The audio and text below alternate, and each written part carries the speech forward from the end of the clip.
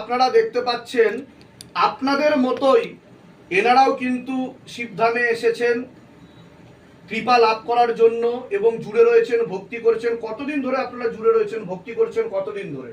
আমি বাবা 2023 সাল থেকে আপনি যেদিন দুর্গাপুর গিয়েছিলেন হ্যাঁ, সেই দিন থেকে আপনার প্রথম আমি দর্শন পেয়েছি এবং আচ্ছা পায়ের ছোঁয়া পেয়েছি। আচ্ছা, তারপরে আমাদের জীবনের প্রতি প্রচুর ঝড় ঝাপটা যাচ্ছে। তা শিবধামে এসে কি আপনি বিন্দু মাত্র কৃপা বুঝতে পেরেছেন যে শিব শম্ভু আপনাকে কৃপা করছে? বিন্দু মাত্র নয়, বাবার দয়ায় আমি অনেক অনেক ফল পেয়েছি। বাহ বাহ, এবং আর কিছুটার জন্য আটকে আছে, ওটা আমি জানি ঠিক হয়ে যাবে আস্তে আস্তে। নিশ্চয়ই নিশ্চয়ই হবে। আমার বিশ্বাস ভীষণ। আমি ছোটবেলা থেকেই শিবের ভক্ত। আমি দ্বাদশ জ্যোতির্লিঙ্গর প্রায় 10টা দর্শন করে ফেলেছি। বাহ বাহ বাহ, খুব ভালো খুব ভালো। 2-3টা বাকি আছে আমার। এমনকি আমি তারকেশ্বর ধামে 12 বছর জল ঢেলেছি পায়ে হেঁটে একদম। কোথা থেকে আসছেন, কোথা থেকে আপনারা? আমি পূর্ব মেদিনীপুরের তমলুক থেকে আসছি।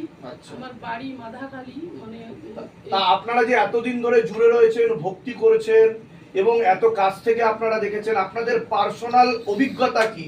যে ধামে এসে কি আপনাদের প্রচুর টাকা খরচা হয়ে গেছে, বা এখান থেকে এমন কিছু আপনারা নিয়েছেন যার জন্য প্রচুর টাকা খরচা হয়েছে বা ব্যয় হয়েছে, বা কেউ কোনোদিনও জোর করেছে আপনাকে? আপনি কি বলবেন? কারণ এমন অনেক ভক্তগণেরা রয়েছে যে এখন অব্দি সে পৌঁছাতে পারেনি ধামে, কারণ অ্যাপয়েন্টমেন্ট পাচ্ছে না, কারণ অ্যাপয়েন্টমেন্ট পাওয়াটাই হচ্ছে টাফ। তো আপনাদের অভিজ্ঞতাটা কি, আপনি যদি সেটা বলতেন? না, এখানে তো বিন্দু মাত্র পয়সার কোনো লোভ নেই। তাছাড়া শিবশম্ভুর কৃপা না হলে অ্যাপয়েন্টমেন্ট পাওয়াও যায় না।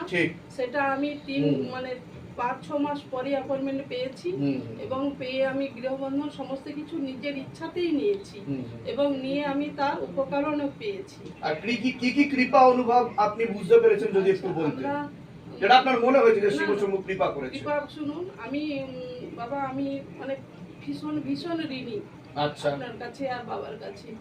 আমি 14-15 বছর প্রেসারের ওষুধ খেতাম। আচ্ছা, এখান থেকে আপনার তেল আর জল ওইটা খেয়ে আমার এখন আর প্রেসারের ওষুধ প্রায়ই খেতে হয় না। সে অনেক মানে ভীষণ আমার অসুস্থ হলে আমি 37 কিলোমিটার আপ ডাউন করে স্কুল চালাই।